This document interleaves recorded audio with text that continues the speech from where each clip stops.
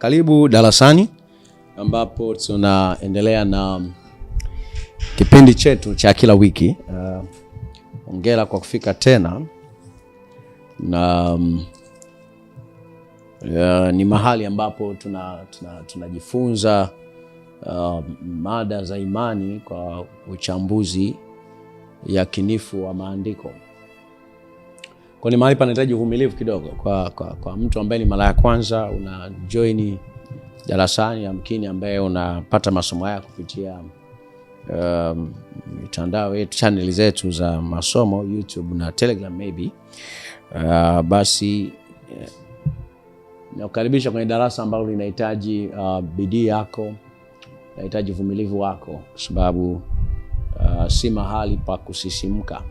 Kwa sikuahidi kwamba utaenjoy the teaching, but I promise you that you'll be edified. Utajengwa na kufaidiwa. Itahusisha akili yako, inaweza kuchosha ufahamu wako wakati tunapita katika maandiko, tunasoma, tunakwenda mbele, tunarudi nyuma, etc. Ni mtindo tu wa kujifunza, ni namna ya kujifunza maandiko na inahitaji diligence. So leo darasani ninaomba na kupokea kwamba macho ya mioyo yetu yanaangaziwa, yanaendelea kuangaziwa, yanatiwa nuru, na kwamba tunakuja katika maarifa ya ufunuo wa Kristo. Tunasikia kwa usahihi kwa kazi ya Roho, tunaelewa tunapaswa kuelewa katika jina la Yesu Kristo. Kuna nafasi ya makosa katika kufundisha wala katika kupokea, bali Roho wa Mungu anafafanusha vizuri mambo haya ndani yetu, kutupamana na umuhimu wa kile ambacho tunajifunza na kuelewa katika jina la Yesu. Tunaona neno la Mungu likiwa limeelezewa sawa sawa, na tunaliona kama lilivyo, kama vile ambavyo Baba anatazama katika neno na anavyotazama ndani ya Kristo, na tunapata uelewa vivyo hivyo. Tunajengwa, tunafaidiwa na Kristo anatukuzwa. Amen. Hallelujah. So kipindi kilichopita tumekuwa tulijifunza kwamba je, Mungu alihitaji nyama choma ili aweze kusamehe dhambi? That was a question. Hiyo ilikuwa ni mada. Vipi? Unaonaje? Mungu alihitaji nyama choma? Dhabihu. Of course dhabihu zimekuwa zikitolewa tangu zamani, na hata leo watu wanataka kutoa dhabihu kwa ajili ya dhambi zao. Imekuwa kitu cha kawaida wakati mwingine watu anajipa adhabu. Kuna kitu kinaitwa penance. Penance ni mtu amefanya kosa, basi anafanya jambo fulani la kujiumiza au adhibu fulani, kama kulipiza, wanasema malipizi. Anajilipiza kwa ajili ya dhambi yake, then anajisikia cool kwamba kama amelipia, amepay kwa dhambi yake, anaona Mungu amemsamehe. Wengine anaweza kujitesa kwa mfungo mrefu kwa ajili ya dhambi na makosa yake, akifikiri akimtolea Mungu hiyo sadaka ya mwili wake, kutokula na kunywa kwa masaa mengi au siku nyingi mlimani, basi bila shaka moyo wa Mungu utalainika na anaweza kusamehewa. Lakini nimejifunza kwamba msingi wa msamaha wa dhambi ni rehema ya Mungu mwenyewe, ni huruma, ni fadhili zake, ni neema yake. Mungu hasamehi kwa sababu wewe umejitesa, au wewe umejitumikisha, au wewe umemtumikia, au umetoa pesa ya sadaka ya rehema, etc. Hakuna jambo kama hilo. So tulijifunza hivyo, na tukasema kwamba katika session hii inayofuata tutaangazia kama Mungu alimuua mwanae. Je, Mungu alimtoa mwanae kafara au la? Ni vizuri kuweza kuelewa vizuri msingi wa dhabihu ya Kristo, msingi wa mauti ya Kristo. Nani alimuua Kristo? Ni muhimu sana. Who killed Jesus is very important, kwa sababu mtoto wa Mungu ama muamini hapaswi kuchukua mtazamo wake, view yake kuhusu Mungu kutoka katika ulimwengu unaomzunguka. Rather anapaswa kupata mtazamo wake kutoka katika maandiko, kutoka katika Biblia. Isipokuwa kama atafanya tofauti na hivyo, maana yake ni kwamba atapata misrepresentation, uwasilishi usio sawa wa Mungu. Na hiyo itaathiri katika matazamio yake kwa Mungu, itaathiri katika ibada yake, mtembeo wake na mambo anayofanya. Kwa vile tunavyoelewa kuhusu Mungu, inapaswa isiwe kutoka katika ulimwengu, inapaswa huyu kutoka katika neno lake. And this is very key, this is very important. That's why we are learning. Na ndio sababu ya darasa. Darasa ni mahali ambapo tunajifunza, tunainform vizuri ufahamu wetu kutoka katika tafsiri kwa tafsiri nzuri ya maandiko, kutumia msingi mizuri ya hermeneutic, ili kuweza kuelewa hasa Mungu, kuweza kuelewa Mungu na kile anachokifanya katika wanadamu, tabia yake na karakta yake, kwa sababu pasipo hivyo tunaweza kufikiri isivyo sawa sawa. Kama ambavyo wengi wanafikiri kwamba Mungu ni muuaji, anafanya kazi na shetani, anaua. Aliua tangu zamani, anaua leo na ataua hata kesho, hajabadilika. Ni yule yule muuaji ya madala. Sema God can kill or God can kill. God can kill, God is a killer or God can kill. Mambo yanakuwa ni mengi, kwamba kuweza na kuwa madala ni vitu tofauti. Lakini pia tunaona watu kileta maneno kama hayo. Mtu anapokuwa amekufa anasema kazi ya Mungu haina makosa, ni Mungu ameua, au Bwana alitoa na Bwana ametoa, jina lake libarikiwe. So maneno kama haya yanaweza kupatikana katika jamii ya Kikristo kwa sababu ni mambo ambayo yametoka katika falsafa za ulimwengu. Ni vile ulimwengu unavyomtazama Mungu, kutoka katika matamaduni zetu na miungu na nini, vile ambavyo miungu inalipiza kisasi, vile ambavyo babu zetu zamani na wajomba na mashangazi wenye kisasi, wenye chuki, watafuta dhambi, basi tunafikiri na Mungu naye anabeba the same character. Ukifanya vibaya anakuwa mbaya kwako, anakuwa katili kwako. Ukifanya vizuri anakuwa mwema kwako. Ukitenda dhambi lazima kupige, kufundisha. Ukiacha ibada anakutafutia jambo ili ukumbuke kumrudishia utukufu. Kwamba kutenda mambo magumu alafu anakuokoa kutoka kwenye mambo magumu alafu ili umwabudu, anadai sifa na heshima kwa lazima. So mambo mengi yanaweza yakaathiri ufahamu wa mwanadamu, hasa kutoka katika ulimwengu huu ambao una mitazamo pseudo, yani tofauti aina mbalimbali, ambao ni tofauti kabisa na kile ambacho Mungu anasema katika Kristo Yesu, ambacho amewasilisha katika neno lake. Kwa hiyo tunajifunza ili kuweza kuelewa vizuri. Kwa hiyo Biblia ni kitabu ambacho kina story nyingi, kina story moja katika story nyingi. The Bible is a book which with a story, of course, has one story in many stories. Kwa hivyo kama tulivyoeleza mwanzo ni kwamba kila story, kama katika masomo mengine tulivyozungumza kwamba story zote kutoka Mwanzo mpaka Malaki, yani maana yake maandiko ya Musa pamoja na manabii wote katika maandiko, manabii katika maandiko maana yake Mwanzo mpaka Malaki, zina form background, zinaweka msingi na usuli wa maandiko ya Agano Jipya, au kile ambacho Yesu alifundisha, kile ambacho Yesu alifundisha katika vitabu vya Injili vinne, na kile ambacho mitume wamefundisha kwenye nyaraka. Unaelewa? Yani maandiko ya Musa na manabii, ama stories za Mwanzo mpaka Malaki, zinaweka usuli au background ya kile ambacho Yesu amefundisha kwenye vitabu vya Injili na kile ambacho mitume wamefundisha kwenye nyaraka. Tuko pamoja? Kwa kama unakumbuka tulivyojifunza kuhusiana na taifa la Israeli walipookolewa au walipotolewa katika utumwa kutoka kwenye oppression na kutoka kwenye utumwa wa Misri, kwenye kitabu cha Kutoka sura ya 4 mstari 22 na 22 na 23, anaposema mwache mwanangu aende akanitumikie. Israeli anasema Israeli ni mwanae, Israeli mzaliwa wake wa kwanza, anaagizwa Farao, mwache mwanangu aende akanitumikie. Na wewe umekataa kumwacha, naongea na Farao kwamba umekataa kumwacha, na hivyo nitaua kila mzaliwa wako wa kwanza.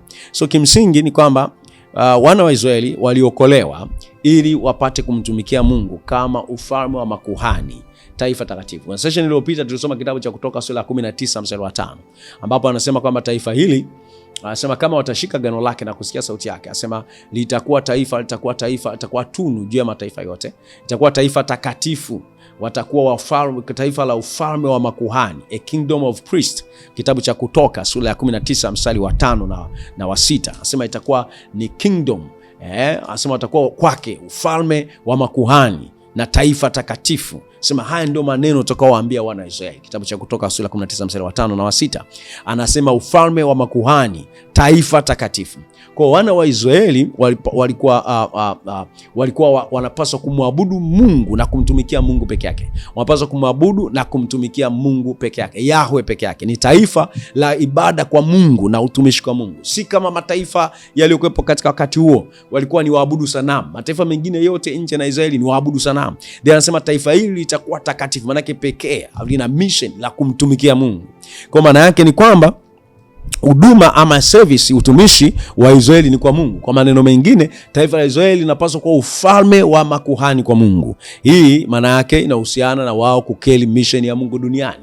hata mataifa yote yapate, au jamaa zote za dunia zipate kubarikiwa. Neno takatifu lina maana ya kuwa tofauti na mataifa mengine yaliyo juu ya nchi, na hii ni kwa msingi wa utendaji au kazi yao, wajibu waliopewa. Yani wametengwa maalum kwa ajili ya wajibu waliopewa. Sio watakatifu kwa maana hawana makosa, ni wapekee kwa maana wametengwa kwa ajili ya kazi na shauri la Mungu duniani. Ile responsibility ambayo wanaibeba katikati ya mataifa ya ulimwengu ndio kinachowafanya kuitwa watakatifu. Makuhani maana yake wana utumishi, ni wa kusimama katikati ya Mungu na dunia hii ipate dunia kuweza kurudi katika ibada yawe. Kwa wao wanatengwa wasiweze kuwa waabudu sanamu. Wanaambiwa wasiabudu sanamu, waabudu Mungu pekee. Kwa hiyo ukiangalia hata responsibilities, wajibu wa wafalme katika Israeli ni tofauti na wajibu wa wafalme katika mataifa mengine. Tuliwahi kujifunza hii kutoka kwenye kitabu cha Kumbukumbu la Torati sura 17-14.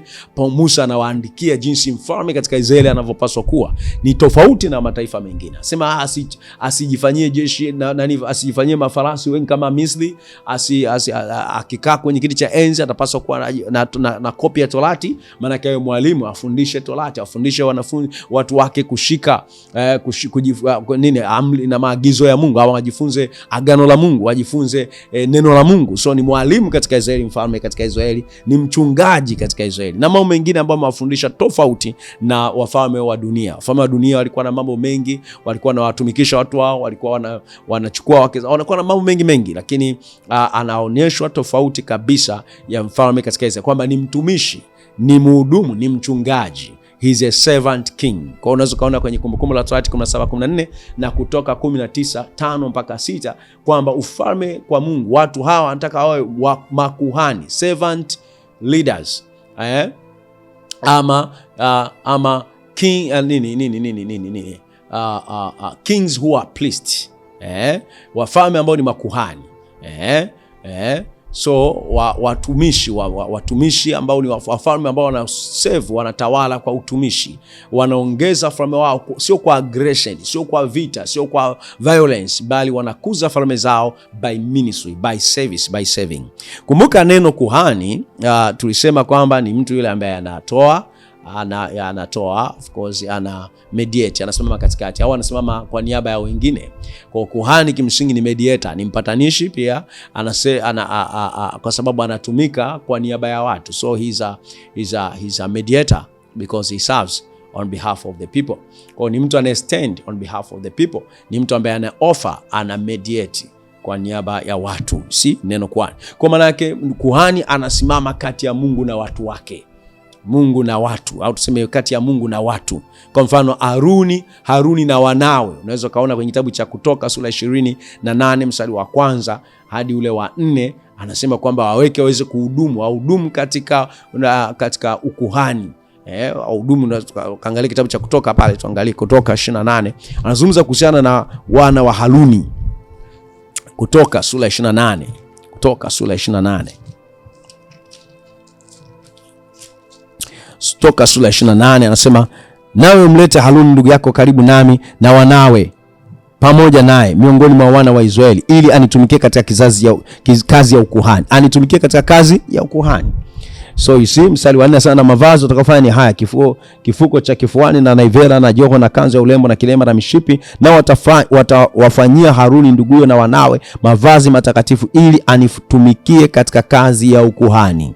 Na wataitoa dhahabu na nguo za rangi, na anaendelea. Lakini ukienda mstari ule wa 40 na ngapi, 41 anasema kwamba nawe mvike huyo nduguye Haruni na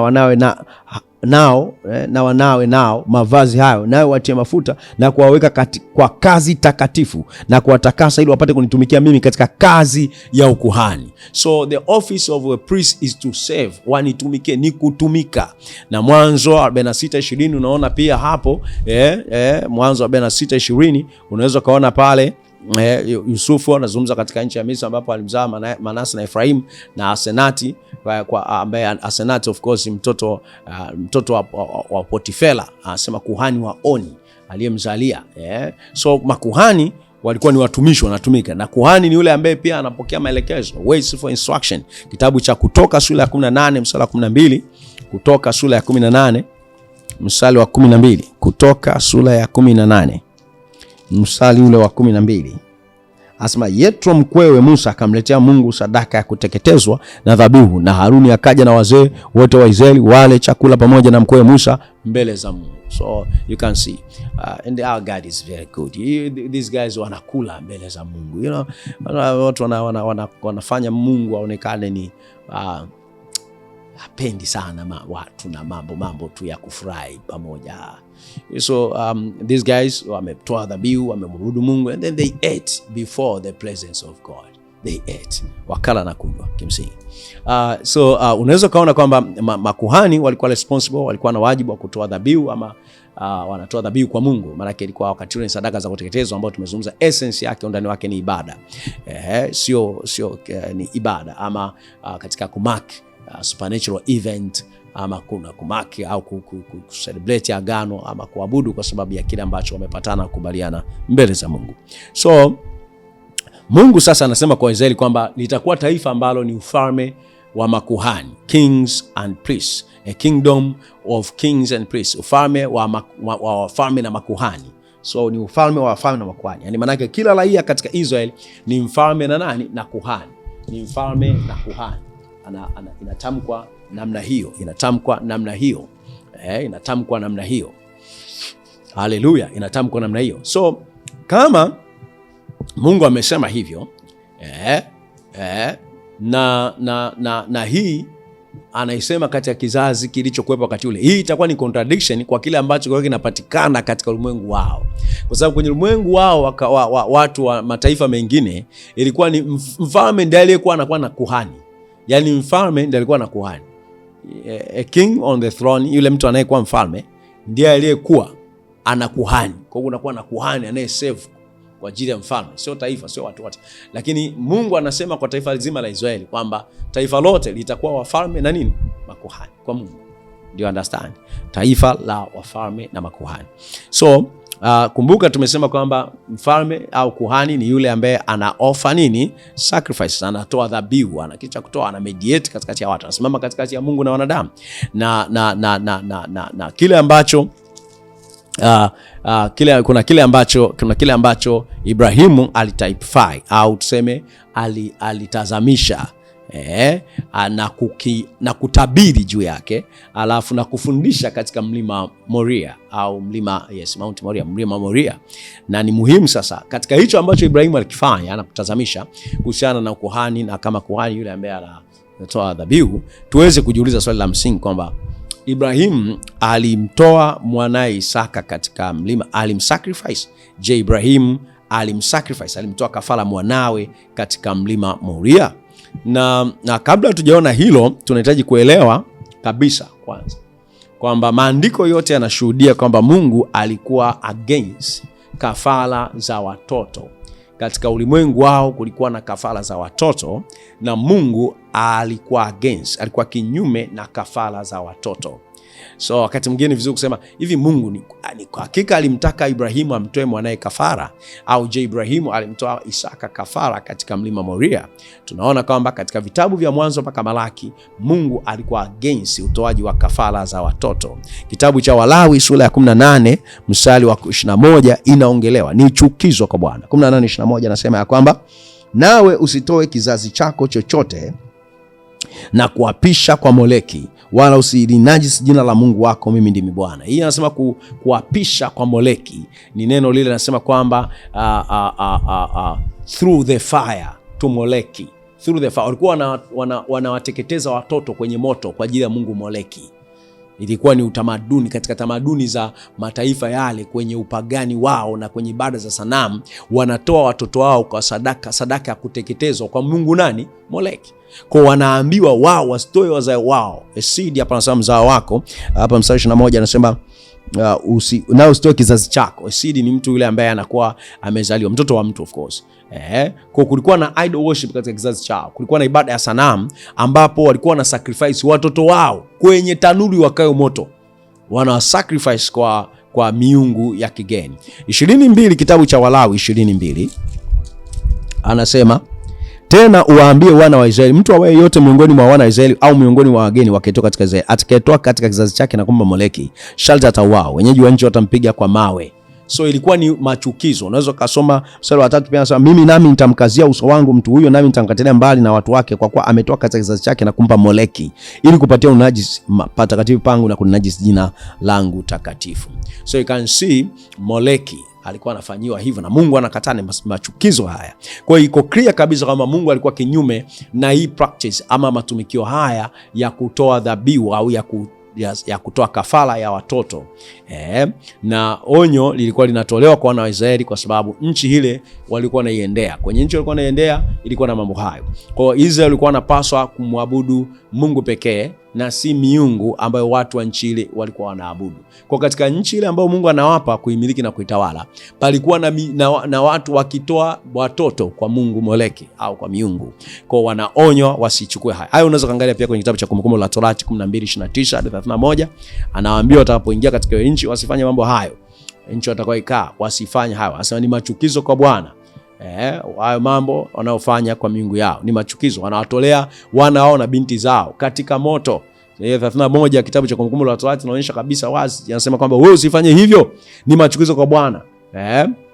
Kile ambacho anakichukia ambacho wanafanya kwa miungu yao, kuwatoa wana zao na binti zao katika moto kwa miungu yao. Na hata Kumbukumbu la Torati pia 18:9 mpaka 11 utaona ni machukizo kwa Bwana. So it was an abomination to Lord to make such practices. The king of Moab can be seen as an example of this. Hata mfalme Moabu pia anaonekana kuwa mfano wa hilo, wa kufanyeje, wa kufanya sadaka ya kumtoa mtoto. Kitabu cha Wafalme wa Pili sura ya 3 mstari 27 unaweza kaona hiyo. Wafalme wa Pili sura ya 3 mstari 27 anasema ya kwamba ndipo akamtoa mwanawe wa kwanza Moabu, yeye ambaye angetawala mahali pake, akamtoa awe sadaka ya kuteketezwa juu ya ukuta. Kukawa hasira kuu juu ya Israeli, basi wakatoka kwake wakarudi kwenda nchi yao wenyewe. You can see that. Ahazi pia wa Yerusalemu naye akafanya hivyo, na akasemekana kwamba amefanya kitu ambacho sio sawa sawa machoni pa Bwana. Wafalme wa Pili 16:1 mpaka 3. Lakini kitu kama hicho pia kilifanywa na Manase mfalme wa Israeli. Wafalme wa Pili 21:1 mpaka 5. Wafalme wa Pili 21:1 mpaka 5. Manase pia mfalme wa Israeli alifanya mambo kama hayo. Kwa na wengine pia zaidi. Kwenye kitabu cha Wafalme wa Pili sura ya 17 utaona pia kwamba kuna wafalme, kuna watu wengine walifanya mambo kama hayo. Wafalme wa Pili 23:10 pia kuna story ya namna hiyo, watu wakawa wakifanya hivyo katika bonde lile la wana wa Hinomu, of course.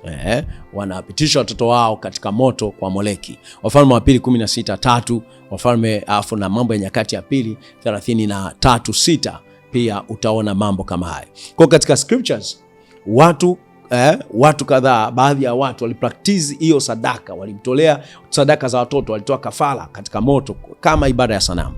Na katika siku hizo wafalme na waamuzi katika Israeli pia na wengine walijiingiza katika baadhi yao walijiingiza katika ibada ya sanamu, idol worship.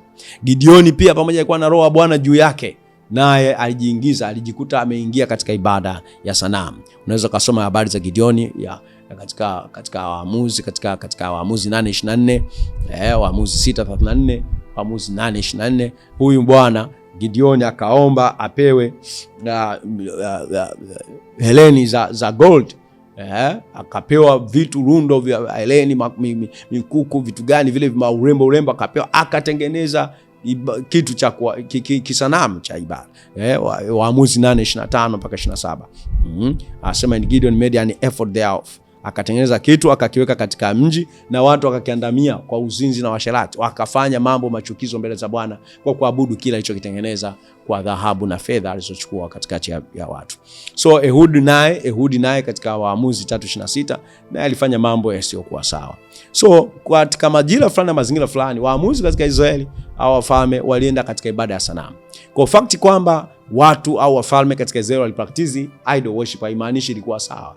Biblia ni kitabu honest, kinaeleza tu mambo wazi ilivyokuwa ya watu wale waliokuwa wamechaguliwa na Mungu, wengine waliokuwa wamewekwa kajira na wakafanya mambo yasiyokuwa sawa. Kwa Bible ama Biblia inatoa rekodi sahihi, honest record. Haleluya. Haiko kujitetea kutaka kuonyesha matukio tu mazuri. Yote hadi mambo mabaya yameandikwa ili kutuonya sisi of course, ama kwa mafundisho kwetu sisi na kutuonyesha kile ambacho wengine walifanya na sisi tusipate kuangukia katika hayo.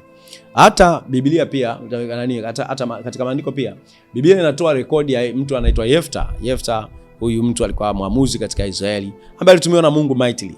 Akaapa, akatoa nadhiri kwa Bwana ya kwamba akimshindia vita, basi chochote kitachokuwa cha kwanza kutoka katika malango yake, anasema ya kwamba kitakuwa sadaka kwa Bwana, atamtolea Bwana dhabihu. Lakini Mungu hakumwagiza. Hiyo story unaipata kwenye Waamuzi 11:29 mpaka 33. Waamuzi 11:29 mpaka 33. Na Yefta akarudi ameshinda vita, na wa kwanza kutoka katika malango yake alikuwa binti yake kabisa. Ndio alikuwa wa kwanza kutoka katika malango yake, na yeye alimeweka vao kwamba mtu wa kwanza kukutana naye kutoka vitani atakuwa sadaka ya kuteketezwa. Imagine mambo kama haya.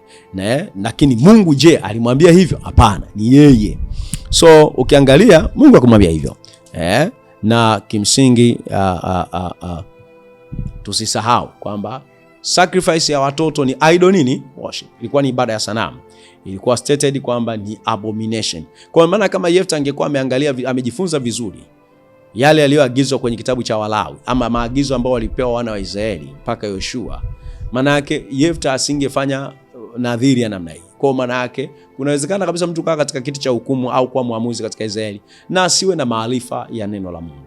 Na huyu ni mmoja wapo ambaye alitoa nadhiri ambayo haikuwa sawa, akifikiri anamtolea Mungu ibada, lakini kumbe anachokifanya ni machukizo mbele za Bwana. Analeta mambo ya kigeni kama wale waabudu sanamu, anataka kumwabudu Mungu kama miungu mingine. Na ndivyo hata leo watu wanataka kumwabudu Mungu kama miungu ya kigeni inavyoabudiwa. Watu wanataka kutembea ama kuhudumia hata mambo ya kiroho kwa watu, kuhudumia kama miungu mingine ya kigeni miungu mingine inavyofanya. Kwa hiyo utakuta leo tamaduni za waganga wa kienyeji zimeingia kanisani. Kwa sababu gani? Watu hawana ufahamu na ibada kwa Mungu, hawana ufahamu na utendaji wa Mungu. Kwa kukosa maarifa juu ya Mungu, karakta yake na kila anachotaka, kukosa ufahamu katika neno kunapelekea matumikio katika kanisa ambayo si ya kiungu. Ni falsafa za ulimwengu na ibada kutoka kwenye upagani. Kwa hiyo unaweza kukuta leo tunaweza kaa na mambo ya kukomboa nyota kwa sababu ni mambo kutoka kwenye upagani. Tunaweza kaa na mambo ya kutembea na vitu katika mikono na vitu gani, mama korokoro yakawa mengi kama ya kishirikina kutoka kwenye mambo ya kipagani. Kwa hiyo tunafikiri na Mungu naye anataka mambo kama hayo. Kumbe utendaji wa Mungu uko namna yake, tukijifunza sasa tunaweza kuwa sawa kabisa. Haleluya. So, vipi kuhusiana na sadaka ya mzaliwa wa kwanza? Kulikuwa na offering hiyo. Kitabu cha Kutoka 22:29. Kitabu cha Kutoka 22:29. Kutoka 22:29. Anasema, usikawe kuleta malimbuko ya matunda yako na ya vinywaji vyako. Mzaliwa wa kwanza katika wanao waume utanipa mimi. Mzaliwa wa kwanza katika wanao waume utanipa mimi. 30. Anasema nawe utafanya hivyo katika ng'ombe zako na kondoo zako, utamwacha siku 7 pamoja na mama yake, siku ya 8 utanipa mimi. So kulikuwa na dhabihu au sadaka ya mzaliwa wa kwanza. Kwa nini ni vizuri kujifunza? Hii scripture ambayo tumejifunza of course. Walikuwa wanapaswa, ilikuwa ni kuhusu kumheshimu Mungu kwa matoleo ili kukumbuka. Swala lilikuwa ni ili wakumbuke kile ambacho Mungu aliwatendea Misri. Haikuwa wawachinje wazaliwa wa kwanza. Ilikuwa wanatoa, kulikuwa na sadaka kukomboa. Yani ni kama unatoa kitu kingine, inaweza kama ng'ombe, inaweza kama nini, kukomboa mzaliwa wako wa kwanza. Yani kama yule ni wa Bwana. Kwa hiyo ilikuwa ni kuwakumbusha. Essence yake kwamba watapoulizwa na watoto wake mnafanya vile, essence ni kuwakumbusha uokovu wao, mkono wa Mungu mkuu ulivyowakomboa kutoka katika Misri, ambapo wale wazaliwa wa kwanza waliuawa na lile pigo likawa, ile hukumu kwa miungu ya Misri likasababisha wana wa Israeli kuachiwa, au watoto wao wazaliwa wa kwanza kuponywa kutoka mikono ya mharibu aliyekuwa anaharibu. You see? Nini kilicho Mungu alichofanya kwa Misri? Tunaweza kaangazia kwenye kitabu cha Kutoka 4:23. Kutoka 4:23 ambapo anasema maneno haya. 4:23 Kutoka. You can see there 4:23 anasema, nami nimekuambia mpe mwanangu ruhusa aende ili apate kunitumikia, nawe umekataa kumpa ruhusa aende. Angalia basi mimi nitamua mwanao mzaliwa wa kwanza wako. Sasa of course ukisoma hapo unaweza kaona kama ni Mungu anaua, lakini si Mungu anayeua. Mungu aliwakomboa wana wa Israeli kutoka katika mikono ya Farao kwa kwa mauti ya wazaliwa wao wa kwanza. 12:23 haya mambo yanahitaji kufundishwa vizuri. 12:23 kwa sababu lugha katika Uebrania hapa inapoeleza unaweza ukaelewa vitu tofauti na ambavyo vimekusudiwa na mwandishi katika muktadha. 12:23 sema, kwa kuwa Bwana atapita ili awapige hao wa Misri, na hapo atakapoiona hiyo damu katika kizingiti cha juu na katika ile miimo miwili, Bwana atapita juu ya mlango, wala hata mwacha mwenye kuharibu. Kwa ukisoma katika muktadha kuna mharibu, sasa hata mwacha mharibu au mwenye kuharibu aingie nyumbani mwenu kuwapiga ninyi. Kwa Mungu anawaokoa, si Mungu anayeua. Mungu anawaokoa na mharibu. You have to pay attention to that. Mungu ndiye anayewaokoa. So a destroyer anaitwa kwenye KJV, anasema kwamba and when he seeth a blood upon the lintel, kwenye ile miimo ile, and on the two sides of the port, the Lord will pass over the door and he will not suffer the destroyer. Kwa kuna anaitwa destroyer, kuna nafsi inaitwa destroyer to come in into your houses and to smite you. So Mungu alikuwa anaokoa na mharibifu aliyekuwa anaua wazaliwa wa kwanza. Kwa wana wa Israeli Mungu akawakomboa wasiuawe. You see? I will not allow. Ile safa inamaanisha I will not suffer, I will not allow. Sitaruhusu mharibu kuua watoto au kupiga watoto wazaliwa wa kwanza katika nyumba zao. So manake roho ya Mungu ilikuwa ni kupreserve, kutunza taifa la Israeli kutoka kwa mharibifu aliyekuwa anaua wazaliwa wa kwanza wa taifa lote kule Israeli. Kwa maana yake dhabihu ama sadaka ya mzaliwa wa kwanza ilikuwa kukumbuka huo ukombozi. Si kwamba Mungu alihitaji hiyo sadaka ili awasamehe dhambi. No. Haikuwa pia offering kwa ajili ya haikuwa offering ya watu binadamu kama sadaka. Haikuwa kutoa kama walikuwa wanatoa watoto kwenye moto. Wala mtoto anatolewa achinjwe, hapana. Kusoma kitabu cha Kutoka sura 13 mpaka mstari wa 13 hadi wa 16. Kutoka 13 hadi 16. Let us see that. Let us read that. 13 hadi 16. Anasema maneno haya muhimu sana kuyazingatia. Kila mzaliwa wa kwanza wa punda utamkomboa kwa mwana kondoo, na kwamba utaki kumkomboa utamvunja shingo, na kila mzaliwa wa kwanza wa binadamu katika wanao utamkomboa. Kisha itakuwa hapo mwanao atapokuuliza keshoni akisema, ni nini hivi? Umeona essence? Ni nini hivi? Hiyo ndio hoja ya kuangalia.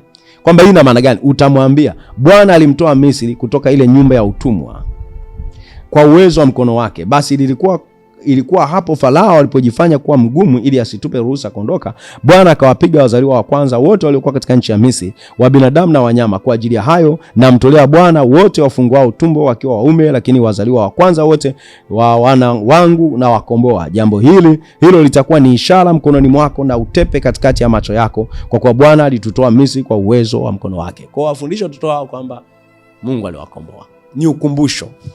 You see? So firstborn offering is to commemorate their deliverance from the destroyer. Kwa ni teaching, ni fundisho kwa vizazi vyao kuhusu ukombozi ambao Mungu alifanya. Wakumbuke kwamba ni Mungu ndiye Bwana mkombozi wao. Kwa mauti ile ya wazaliwa wa kwanza katika Misri ilikuwa inaelezwa na hiyo. Kwa ilikuwa inakuwa practice na group, na wao ni watu wanaotoka Misri kwenda Kanaani. Kwa sababu ya kitu ambacho kilitokea kwao kihistoria. Kwa wao ndio wana hiyo historia. Leo wewe ukifanya hivyo unamkomboa mzaliwa wako wa kwanza, mwanao anakuuliza, hii una maana gani?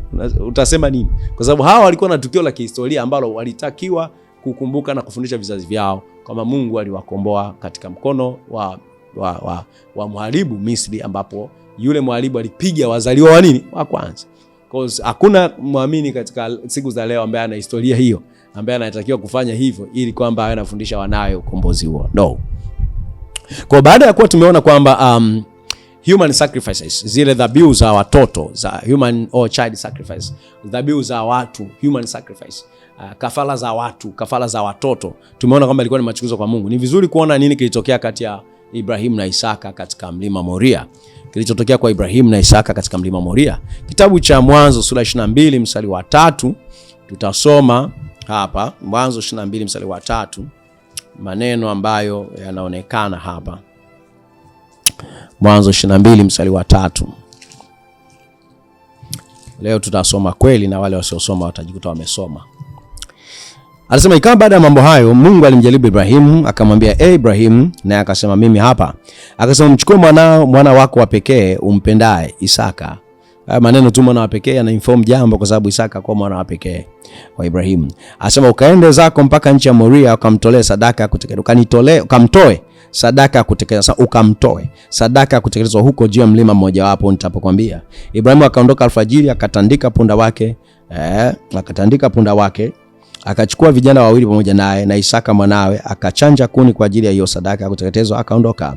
Akaenda mpaka mahali alipoambiwa na Mungu. Siku ya tatu Ibrahim akainua macho yake akapaona mahali pakali mbali. Ibrahim akamwambia vijana wake, kaeni ninyi hapa pamoja na punda, na mimi na kijana tutakwenda kule tukaabudu na kuarudia tena. Basi Ibrahim akazitoa kuni za hiyo sadaka, akamtwika Isaka mwanawe, akatoa moto na kisu mkononi mwake, wakaenda wote wawili pamoja. Isaka akasema na Ibrahim baba yake akinena, babangu. Naye akasema, mimi hapa mwanangu. Akasema, tazama moto upo na kuni zipo, lakini yuko wapi mwana kondoo kwa sadaka ya kuteketezwa? Ibrahim akasema, Mungu atajipatia mwana kondoo kwa hiyo sadaka mwanangu. Ona jibu hilo, Mungu atajipatia mwana kondoo kwa hiyo sadaka mwanangu. Basi wakaenda wote wawili pamoja, wakafika mahali pale alipoambiwa na Mungu. Ibrahimu akajenga madhabahu huko, akaziweka tayari kuni, kisha akamfunga Isaka mwanae, akamweka juu ya madhabahu, juu ya zile kuni. Ibrahimu akanyosha mkono wake, akakitoa kisu ili amchinje mwanawe. Ndipo malaika wa Bwana akamwita kutoka mbinguni, akasema, Ibrahimu, Ibrahimu. Naye akasema, mimi hapa. Anasema, usimnyoshe kijana mkono wako, wala usimtendee neno, kwa maana sasa ninajua ya kuwa unamcha Mungu, iwapo kunizuilia mwanao wa pekee. Ibrahimu akainua macho yake akaangalia, na tazama, kondoo mume yuko nyuma yake, amenaswa pembe zake katika kichaka. Basi Ibrahimu akaenda akamtoa huyo kondoo, akamtoa awe sadaka ya kuteketezwa badala ya mwanawe. Ibrahimu akapata mahali hapo Yehova ile, kama watu wasemavyo hata leo, katika mlima wa Bwana itapatikana. Malaika wa Bwana akamwita Ibrahimu mara ya pili kutoka, na mambo yanaendelea namna hiyo. Of course mstari 18-19 anasema ya kwamba, na katika uzao wako mataifa yote ya dunia yatajabarikiwa, kwa sababu umetii sauti yangu. Basi Ibrahimu akarudia vijana wake, wakaondoka wakaenda zao pamoja mpaka Beersheba. Ibrahimu akakaa huko Beersheba. So tumeona kwamba, na tushawasema katika masomo yaliyopita kwamba kitabu cha Mwanzo na mpaka kitabu cha Kumbukumbu la Torati vinapaswa visomwe pamoja, viwe ready together, kwa sababu vinatengeneza pia na kwamba vinatengeneza usuli wa vitabu vingine vilivyofuata. Lugha zilizozungumzwa hapa utaziona zikijirudia mbele.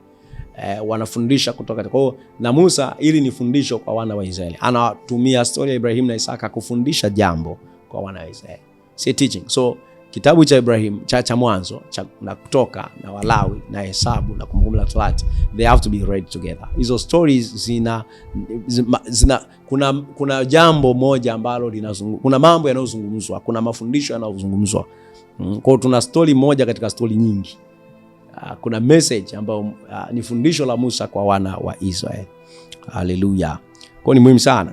So baada ya kuangalia kwamba sadaka au makafara ya watoto au ya binadamu ilikuwa ni chukizo kwa Bwana, swali la msingi ni kwamba, je, Mungu alimtaka Ibrahimu amchinje Isaka au amtoe sadaka ya kuteketezwa? Tumeona katika mstari wa 5 jibu. Anasema ya kwamba alikachukua akawaacha wale watu, anasema naenda kumwabudu Bwana afutawarudia. Afu Ibrahimu akamwambia, mwanangu, Bwana atajipatia mwana kondoo wa sadaka, na asema wakaenda wote pamoja. Jibu hii response inadhihirisha ya kwamba Ibrahimu alikuwa na imani katika ujumbe, he had faith in the message. Kwa maneno mengine, Mungu mwenyewe atatoa dhabihu ya atatoa dhabihu kwa ajili yake. Kwa maana yake Ibrahimu aliamini katika utoaji wa Mungu. Hilo jibu linaonyesha Ibrahimu alijua Mungu ndiye mtoaji wa dhabihu. God would himself provide, yeye mwenyewe atajitolea dhabihu. Kwa hiyo ukiangalia mstari wa 13 utaona kweli palikuwa na provision, na hiyo provision imekuwa typified juu ya, imetazamishwa au imekuwa kama utabiri wa kile ambacho Mungu angefanya. Unaona, Yohana anasema, tazama mwana kondoo wa Mungu aichukue dhambi ya ulimwengu, na anafundisha kutoka hapa ambapo Mungu ametoa mwana kondoo mlima Moria. You see? So anasema Abrahamu akamchukua kondoo akamtoa pale badala ya Isaka mwanawe. So kitabu cha Ibrania kinaelezea hii narration. Ibrania 11:17 kinafafanusha kiasi fulani maneno haya. Ibrania 11:17. Ibrania 11:17. Ibrania 11:17 anasema, Kwa imani Ibrahimu alipojaribiwa akamtoa Isaka awe dhabihu, na yeye aliyezipokea hizo ahadi alikuwa akimtoa mwanawe mzaliwa pekee. Na yeye aliyeambiwa katika Isaka uzao wako utaitwa, akihesabu ya kuwa Mungu aweza kumfufua hata kutoka kuzimu, akampata tena toka huko kwa mfano. Do you understand that? Yeah. So anasema Ibrahimu alipojaribiwa hapa, kwa imani Ibrahimu alipojaribiwa. Lile neno jaribiwa, tried, lile neno linamaanisha to prove or show something or someone as fitting, kuhakikisha, kuthibitisha kitu fulani au mtu fulani kwamba anafaa au ni fitting, anafit. Kwa undani naweza kusema kwamba Ibrahim aliprophesy as a figure of speech. Alifundisha of course, au alitabiri, alifundisha kama lugha ya picha, akiprefigure, akitazamisha Mungu kama baba aliyeahidiwa ambaye atamtoa mwana wake. Yani Ibrahim manake katika kufundisha kwake aliprefigure, yeye alikuwa kama ahadi ya baba atakayemtoa mwana wake. Huyo mwana wake sasa atatumika kwa kujitoa, kufa na kuwa ukombozi au wokovu kwa wanadamu kutoka katika utumwa wa dhambi, na atafufuka kutoka kwa wafu, na Mungu atamfufua kutoka kwa wafu. Kwa Mungu, Ibrahimu anafundisha ahadi ya baba. Baba anayefanyaje? Baba anayemtoa mwanae. Mwanae anayefanyaje? Mwanae ambaye anarespond, anatumika kwa kujitoa kama dhabihu, anakufa, anajitoa yeye kufa, si Mungu anamuua yeye. Mwana anajitoa kufa, Mungu anamtoa mwanae, alafu mwanae anajitoa kufa ili kuwa ukombozi ama wokovu kwa wanadamu kutoka katika dhambi, na baba anachokifanya anamfufua mwanae kutoka kwa wafu. So Ibrahim ndicho ambacho alikuwa kilichokuwa kinaendelea katika mlima Moria. Is a teaching, ni prophecy na ni teaching. Kwa Ibrahim alitabiri kuhusiana na ufufuo. Ukisoma kwenye 11:17 Ibrania anasema ya kwamba kwa imani Ibrahim alipojaribiwa alikamtoa Isaka awe dhabihu, na yeye alizipokea hizo ahadi. Kwa alikuwa na ahadi, alipokea. Alikuwa akimtoa mwanawe mzaliwa pekee. Naam, yeye aliambiwa katika Isaka uzao wako utaitwa, akihesabu ya kuwa Mungu aweza kumfufua hata kutoka kuzimu. So it means aliamini katika ufufuo. Akihesabu ya kuwa Mungu aweza kumfufua hata kutoka kuzimu, akampata tena kutoka huko kwa mfano. You see, you can see that. So alitabiri kuhusu ufufuo wa mwana pekee wa Mungu. Kumbuka Isaka anaitwa kama mwana pekee, lakini si Mungu hakuwa anaongelea Isaka. So the message is about Christ. Ufufuo wa mwana wa Mungu kutoka kwa wafu, wakati ambapo mwana ambaye angemtoa mwana, wakati ambapo mwana huyo angejitoa mwenyewe kufa na Mungu angemfufua kutoka kwa wafu. Na hiyo ndio clearly kabisa ukweli ule ambaye wana wa Israeli walifundishwa kwenye kitabu cha Kumbukumbu la Torati sura 30 mstari wa 12. Kumbukumbu la Torati, kitabu cha Musa ambacho tumesema lazima usome na kitabu cha Mwanzo kwa pamoja. So unaweza kupata message ukaelewa vitu unaposoma kwa pamoja. Usisome kama maandiko au habari zilizo kwenye isolation. Huwezi kuelewa hawa waandishi kwa hiyo style. Kitabu cha Kumbukumbu la Torati 30. Kumbukumbu la Torati 30. Umefika? Kumbukumbu la Torati 30 anasema mstari ule kuanzia wa 12. Alafundisha hapa anasema hivi: si mbinguni hata useme ni nani atakayetupandia mbinguni atuletee. Je, aje atuambie tusikie tupate kuyafanya. So anafundishwa habari ya incarnation, umwilisho, Mungu kufanyika mwili, Yesu kuja katika mwili. Anasema wala si ngambo ya pili ya bahari hata useme ni nani atakayetuvukia bahari akatuletee. Aje atuambie tusikie tupate kuyafanya. Lakini neno li karibu sana na wewe, li katika kinywa chako na moyo wako upate kulifanya. Angalia nimekuwekea leo mbele yako uzima na mema na mauti na mabaya. Kwa hivyo nakuagiza leo kumpenda Bwana Mungu wako, kuenenda katika njia zake na kushika maagizo yake na amri zake na hukumu zake, upate kuwa hai na kuongezeka. Bwana Mungu wako apate kubarikia katika nchi uingiao kuimiliki. So you can see anawafundisha hapa Mungu kufanyika mwili. Anasema usiseme nani atakayetufuatia mbinguni, na anazungumza habari ya mwana pia ambaye amekufa, amezikwa, kufufuka kutoka kwa wafu. Aseme kwamba nani atakayetuvukia mpaka ng'ambo ya bahari. Anazufundisha kuhusu ufufuo wa Kristo au wa mwana wa Mungu. So kwa wazi kabisa Musa aliwafundisha kwamba Mungu ndiye atakaye provide. Anasema huwezi kusema nani atatupandia mbinguni. Kwamba Mungu ndiye mtoaji. Mungu ndiye anayetoa mwana kondoo kwa ajili ya dhambi, au kwa sacrifice ama kwa dhabihu kwa dhambi. Kwa maneno mengine, Musa alifundisha na event ama na tukio katika historia kwamba Mesaya au Masihi ambaye ni nabii ambaye Mungu atamuinua katikati ya ndugu zao wana Israeli, atakuwa mwana wa Mungu, God's son, atakuwa mwana wa Mungu, na atasafa, atateseka, atakufa kwa kuokoa wanadamu kutoka katika dhambi zao, na atafufuka kutoka kwa wafu. Kwa ukinotice kwa usahihi, ukiangalia kwenye tukio lile la Mwanzo 22:16, ile la Ibrahimu 26:12 mpaka 16 mpaka 18, utaona maneno haya. Mwanzo 22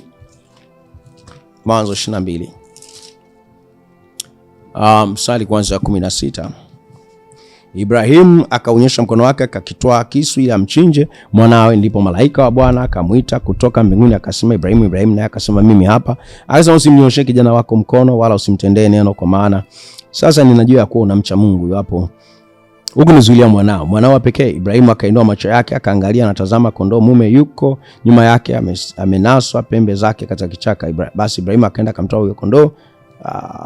Nimesema mstari kwanza ngapi? 16 Akasema, nimeapa kwa nafsi yangu, asema Bwana, kwa kuwa umetenda neno hili, wala kunizuilia mwanao wa pekee. Anajirudia, ana msingi sana. Katika kubariki nitakubariki, na katika kuzidisha nitauzidisha uzao wako kama nyota za mbinguni na kama mchanga ulioko pwani, na uzao wako utamiliki mlango wa adui zao. Na katika uzao wako mataifa yote ya dunia watajibarikia, kwa sababu umetii sauti yangu. Basi Ibrahimu akawarudia vijana wake, wakaondoka wakaenda zao pamoja mpaka Beersheba. Ibrahimu akakaa huko Beersheba. Ikawa baada ya mambo haya, Ibrahimu akaambiwa ya kwamba, tazama, Milka naye amemzalia Nahori ndugu yake. Inaweza kaangalia hapo etc. mambo yanayoendelea, lakini mpaka mstari 18 unaona anasema, kwa sababu umeitii sauti yangu. Kwa tunapaswa kuangalia hapa kwamba aliyekuwa anapaswa kusurubiwa na kufuka kutoka kwa wafu na kuokoa ulimwengu kutoka katika dhambi, anaitwa mwana wa pekee wa Mungu, the only son of God. Ni only son of God, sio Isaka. Anaitwa mwana wa pekee, sio Isaka. Anaposema thy seed, mzao wako, mwana wako wa pekee, ni katika kuongelea. Anaposema mzao wako nasema kwamba nitakubariki wewe na mzao wako. Haongelei habari ya Isaka, anaongelea mwana wa Mungu ambaye ni Kristo Yesu. Are you getting it? Na jambo la pili la kunotes ni kwamba wakati Ibrahimu, kile ambacho Ibrahimu anatabiri au anaprofesai au anachofundisha katika mlima Moria ni kwamba Musa ambacho Musa amefundisha nacho wana wa Israeli, anawafundisha kuhusiana na kufa, kuzikwa na kufufuka kwa mwana pekee wa Mungu. Kufa, kuzikwa na kufufuka kwa mwana pekee wa Mungu, the only son of God. Kwa hiyo maana yake phrase ile, I will multiply thy seed, nitauzidisha uzao wako, inamaanisha kwamba katika ufufuo wa mwana kondoo, katika ufufuo wa Masihi, katika ufufuo wa Kristo, katika ufufuo wa Yesu Kristo, mwana pekee wa Mungu, the only begotten son of God, kutakuwa na multiplication, kutakuwa na mazidisho ya wana wa Mungu katika mataifa yote ya dunia.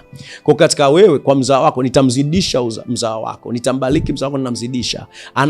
Inaongelewa mazao katika ufufuo wa Kristo Yesu. Mungu katika ufufuo wake Kristo Yesu ameleta wana wengi waufikie utukufu. Ndio ile anasema kwamba Kristo amekuwa, anasema kwamba mzaliwa wa kwanza kutoka kwa wafu, mzaliwa wa kwanza katika ndugu wengi, na ni mzaliwa wa kwanza kutoka kwa wafu. Mzaliwa wa kwanza maana yake amekuwa modeli. Maana yake kwa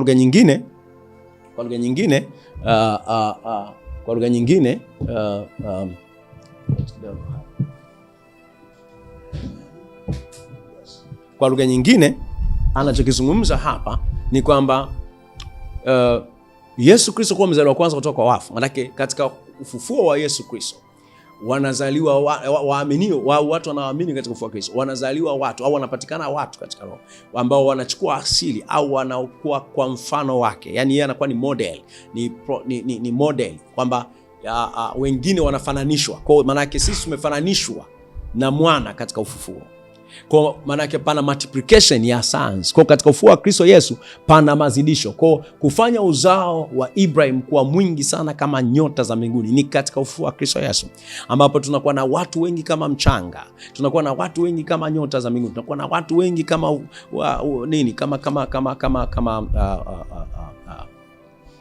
mchanga wa ufuo wa baharini, au kama mavumbi ya nchi.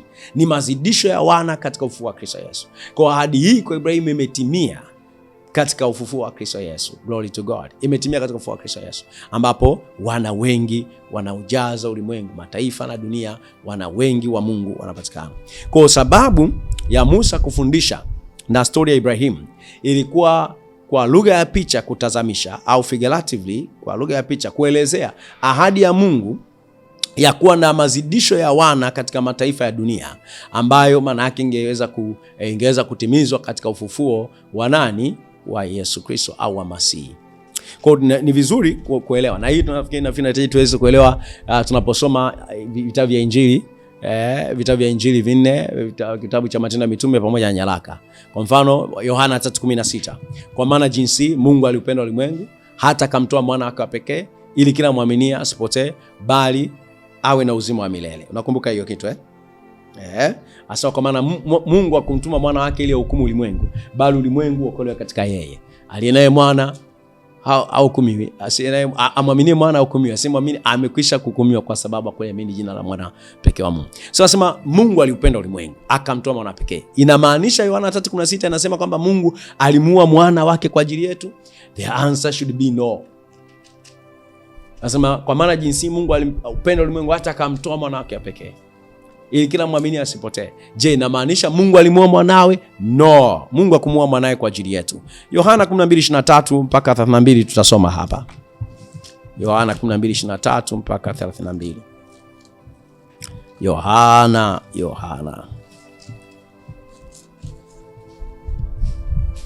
12:23 mpaka 33.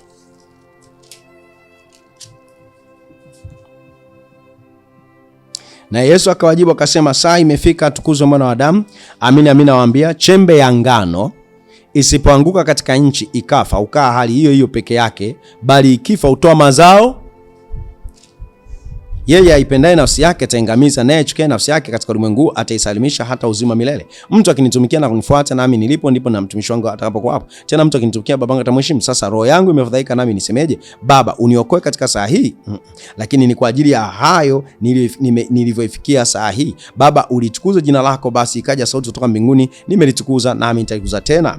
Basi mkutano uliosimama karibu wakasikia wakisema ya kwamba kumekuwa na ngurumo. Wengine walisema malaika amesema naye. Yesu akajibu akasema, sauti hiyo haikuwepo kwa ajili yangu bali kwa ajili yenu. Sasa hukumu ya ulimwengu huu ipo. Sasa mkuu wa ulimwengu huu atatupwa nje, nami nikiinuliwa juu ya nchi. Anaongelea habari ya kufa kwake. Nitawavuta wote kwangu. Na ufufuo, anaongelea habari ya ufufuo wake. Nikiinuliwa juu ya nchi ni ufufuo wake. Nitawavuta wote kwangu. Aliyanena hayo akionyesha ni mauti gani atakayo kufa. Basi mkutano akajibu, sisi tumesikia katika Torati ya kwamba Kristo adumu hata milele, nayo wasemaje ya kwamba imempasa mwana wa Adamu kuinuliwa? Huyu mwana wa Adamu ni nani? Basi Yesu akamwambia, nuru ingalipo pamoja nanyi muda kidogo, enendeni maadamu mnao nuru hiyo, giza lisije likawaweza, maana endaye gizani ajue endako. Maadamu mnao nuru, iamini nuru hiyo, ili mpate kuwa wana wa nuru. Haya akasema Yesu, akaenda zake akajificha wasimuone.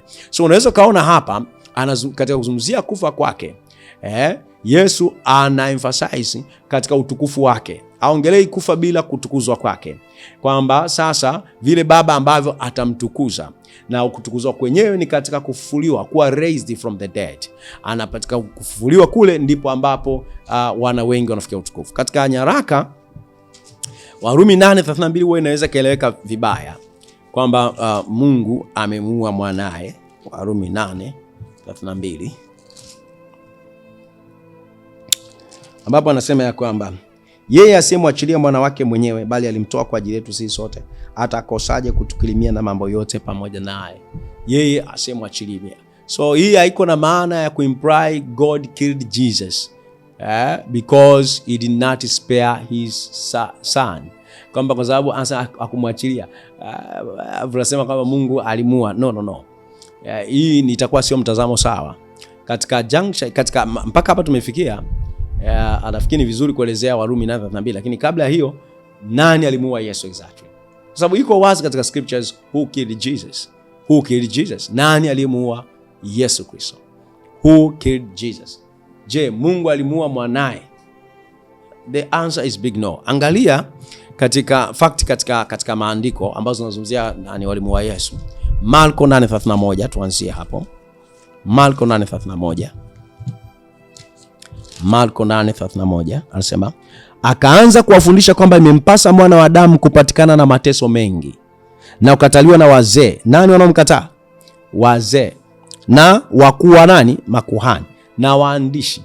Asa na kuuawa na baada ya siku 3 kufufuka. Naye alikuwa akinena neno hilo waziwazi.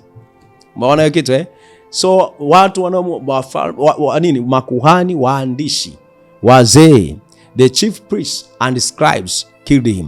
Marko 9:31. Asema kwa sababu alikuwa akiwafundisha wanafunzi wake, akawaambia, mwana wa Adamu yuaenda kutiwa katika mikono ya watu, nao watamua, hata akiisha kuuawa baada ya siku 3 atafufuka. Haleluya. Luka anasema in the hands of men, katika mikono ya watu. Kwa mikono ya watu ndio walimuua Yesu. Luka 22:52. Luka 22:52. Luka mtakatifu 22:52. Anasema, Yesu akamwambia wakuu wa makuhani na maakida wa hekalu na wazee waliokuja juu yake, je, mmekuja wenye panga na marungu kama kukamata mnyang'anyi? Kila siku nilipokuwa pamoja nanyi hekaluni hamkuninyoshea mikono, lakini hii ndio saa yenu na mamlaka ya giza. So kulikuwa na kolabo, sema kolabo. Kulikuwa na kolabo kati ya nani? Shetani na wanadamu katika kuuawa kwa Yesu Kristo. Asema huu ni wakati wenu, ni saa yenu na mamlaka ya giza. So but this is your hour and the power of darkness. Kwa Yesu anaeleza kwamba wakuu wa makuhani hawakufanya kutekeleza mauti yake peke yao. Walikuwa na inspiration, walikuwa na uvuvio, walikuwa na msukumo, walikuwa na ushirikiano, walifanya alongside, chini ya ushawishi wa shetani na majeshi yake, nguvu za giza, ufalme wa giza, power of darkness. Na Petro alihubiri hivyo kuhusiana na mauti ya Yesu Kristo katika Matendo ya Mitume 2:36. Matendo ya Mitume 2:36.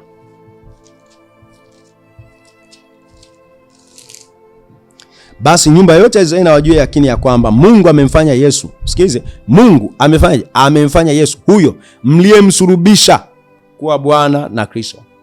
Kwa whom ye have crucified. Men killed Jesus. Matendo ya Mitume 3:13 pia.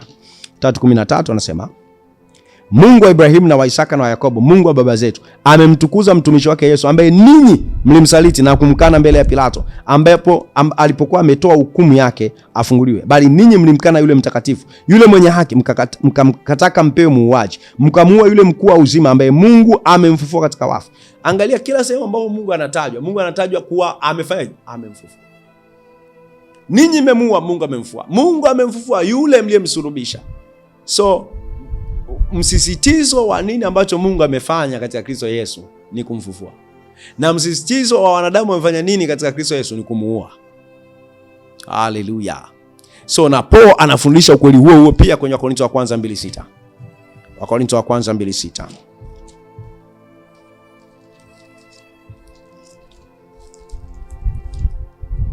Wakorintho wa kwanza 2:6 anasema, walakini iko hekima tusemayo kati ya wakamilifu, ila si hekima dunia hii, wala ya hao wanaoitawala dunia hii wanaobatilika, bali twanena hekima ya Mungu katika siri, ile hekima iliyofichwa, ambao Mungu aliiazimu tangu milele kwa utukufu wetu, ambao wenye kuitawala dunia hii hawaijui hata mmoja. Maana kama wangalijua wasingalimsulubisha Bwana wa utukufu.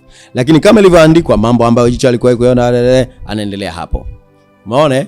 Kama wangalijua wasingemsulubisha Bwana. Kwa nani walimsulubisha? Wakuu wa dunia hii. The wisdom of the scribes. Waandishi, wakuu wa makuhani, the chief priests, the princes of this world. Mkuu wa dunia hii anaongelewa hapo. Princes of this world. Shetani na watu wake hao. Was to kill Jesus. Kwa Yesu ameuawa na watu kwa ushirikiano na nguvu za giza, ambaye Mungu amemtoa kwa awe mwokozi wa ulimwengu, wao wakamuua. So Wakorintho wa kwanza 2:8 anasema the princes of this world, wakuu wa dunia hii hawakujua. Kama angalijua wasingemsulubisha Bwana utukufu. Kwa hiyo ina maana ya kwamba anafundisha walikuwa ignorant na mpango wa Mungu. Hawakujua mpango wa Mungu. Kwa hiyo tukirudi kwenye Warumi 8:32, baada ya kujua kwamba watu ndio walimuua, watu wakishirikiana na shetani au under the influence of the power of darkness, nguvu za giza, au supernatural beings, wale viumbe wa kiroho ambao wako katika kutokutii, ndio walioshirikiana na watu kumuua nani? Kumuua Yesu. Hii inatufundisha kwamba na kuona kwamba Mungu asingekuwa amepartner na wao katika kumuua Yesu.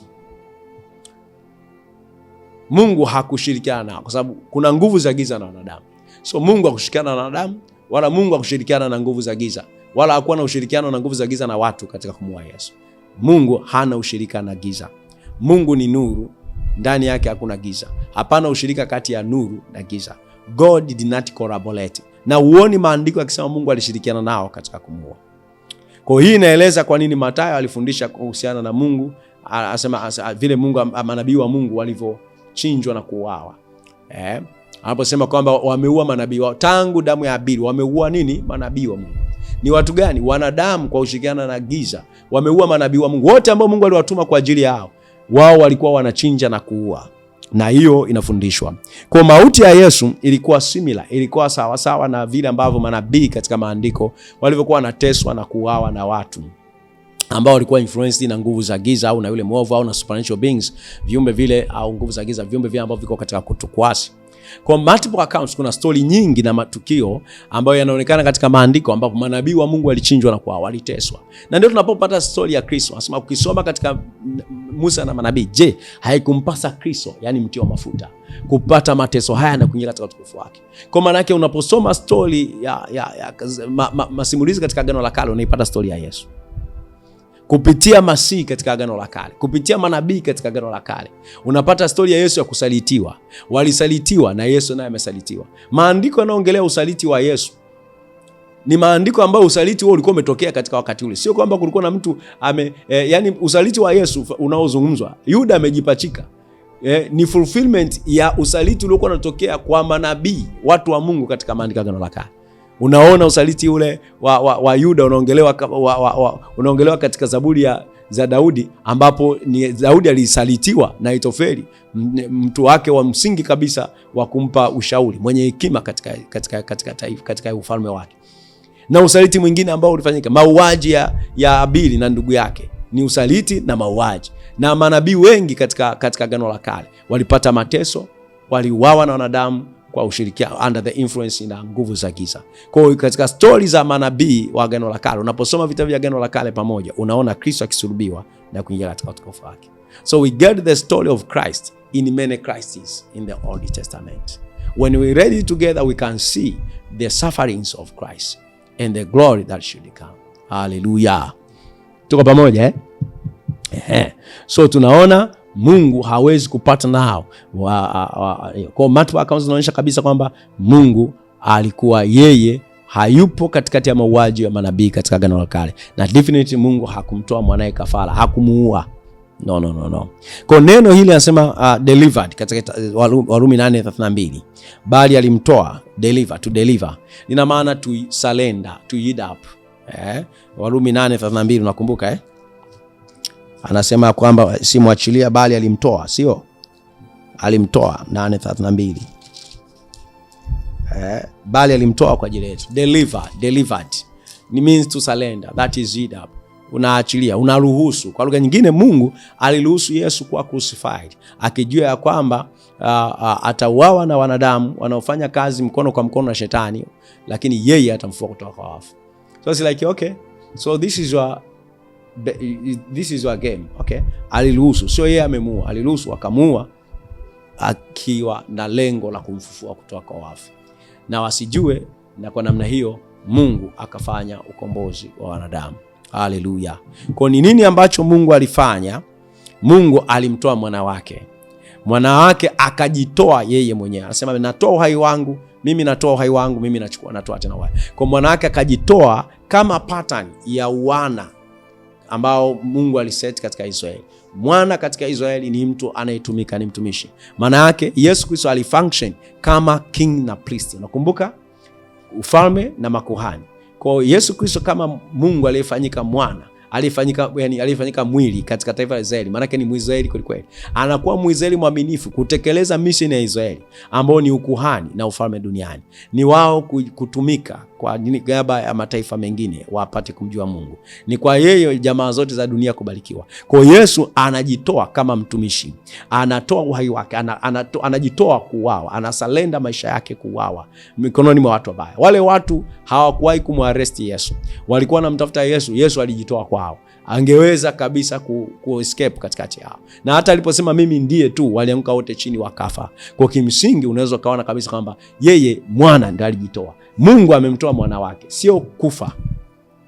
Yeye mwana akajitoa mikononi mwa watu wabaya waliokuwa wanataka maisha yake, akajitoa kufa, na Baba kama mwaminifu akamfufua mwana wake kutoka kwa wafu. Ndio maana Yesu wakati wote asemi kwamba Mungu, mbona umeniua? Anasema kwamba wewe hukuacha, katika Zaburi, katika maneno anasema kwamba hukuacha mifupa, sema nafsi ya mtakatifu wako au nafsi ya mtumishi wako ione nini? Ione uharibifu, kuiacha katika kuzimu. Ukisoma nake anamsifu Mungu na anasema kuhusu Mungu katika habari ya ufufuo. Hamsemi Mungu katika habari ya nini? Ya kumuua. Asema mbona umeniacha? Umeniacha sio umeniua. Manake Mungu amemsalenda. Ile neno umeniacha ni neno moja linalotumika katika, ni neno moja ambalo linatumika vizuri sana katika mazingira mengine, kama neno kama umemsaliti mtu. Yaani hujasimama naye. You see? So God allowed Jesus to suffer. Yesu ndio aliamua yeye. Yesu angeweza kabisa kutokufa, alitoa maisha yake. Kwa kama mwana ametumika kufunction kama king and priest, one sent to serve, aliyetumwa kutumika. Kwa hiyo yeye aliamua kumtumikia ulimwengu kwa mauti yake, na katika ufufuo Mungu amefufuka katika wafu. Haleluya. Kwa kama vile ambavyo manabii wengine ambao Mungu aliwatumia kutoka Mwanzo mpaka Malaki, alikuwa asulubiwe na kisha auawe mikononi mwa watu wabaya wakiwa influence na nguvu za giza, lakini Mungu alimfufua kutoka kwa wafu. Warumi 1:1 mpaka 4 inaongelea Mungu kumfufua kutoka katika wafu. Wakorintho wa pili 5:14-15 inazungumza kwa habari ya Mungu kumfufua kutoka katika nini? Wafu. Kristo Yesu alifufuka kutoka kwa wafu. You see? Wakorintho wa pili 5:14. Matendo ya Mitume 2:27. Anasema ukuacha nafsi yangu kuzimu, wala kuacha mtakatifu wako apate kuona uharibifu. So Mungu hakumwacha mwana wake kuzimu. Angekuwa anataka kumuua asingemfufua. So Matendo ya Mitume 2:30 mpaka 31, 33 pia inazungumza Mungu amemfufua kutoka kwa wafu. Kienda 34, 35, 36 nasema na nyumba ya Israeli ipate kujua kwamba Mungu amemfanya huyo Yesu ambaye amemsulubisha Bwana na Kristo, asa amemfufua kutoka kwa wafu. Kwa maneno mengine, Mungu amemfufua Yesu kutoka kwa wafu. Hata Matendo ya Mitume 3:13 mpaka 15 inaongelea namna hiyo, na Matendo ya Mitume 13:31 inaongelea namna hiyo. Mungu amemfufua kutoka kwa wafu. Dhabihu ya Mungu kimsingi ni dhabihu iliyo hai, sio dhabihu mfu. Kwa habari ya kuua haiko na Mungu pale. Waebrania 9:11 mpaka 14 tunaona kwa habari ya dhabihu. Tusome pale tumalizie hapo. Waebrania 9:11 mpaka 14.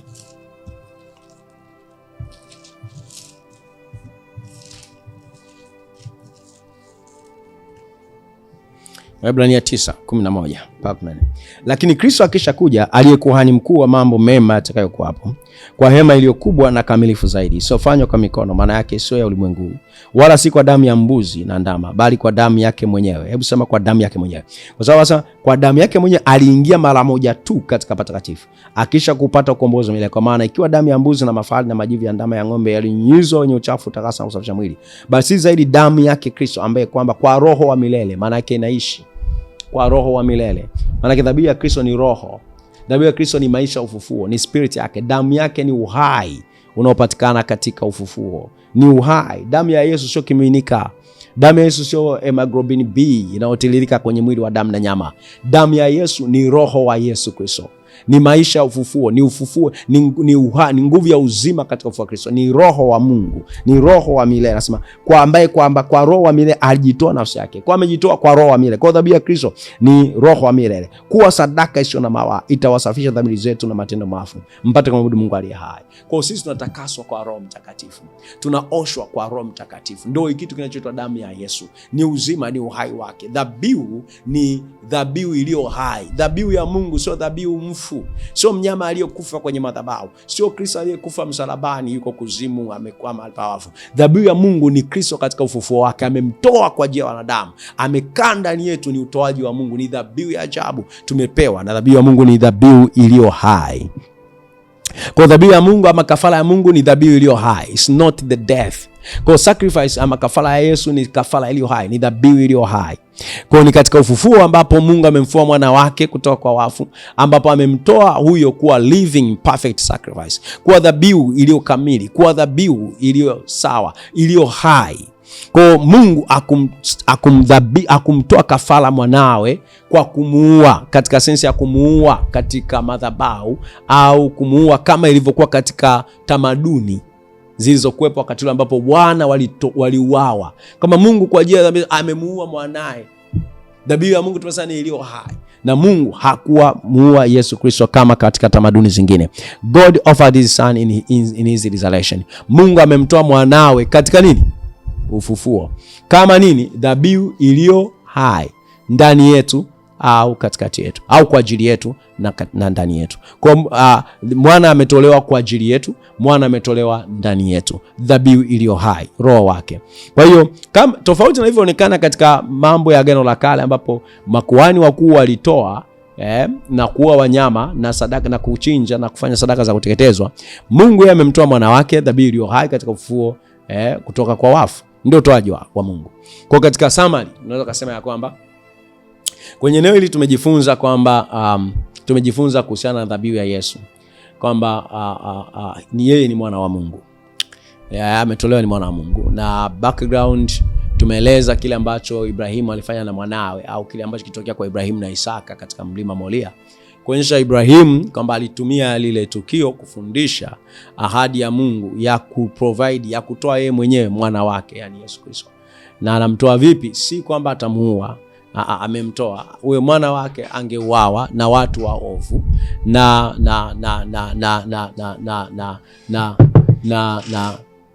ndio namalizia kwa kuwepo tu hapa itakuwa vizuri. Kwa anasema watu hawa amemtoa mwana wake na mwana wake ameuawa mikononi mwa watu wabaya, na yeye amemfufua kutoka kwa nani? Kwa wafu.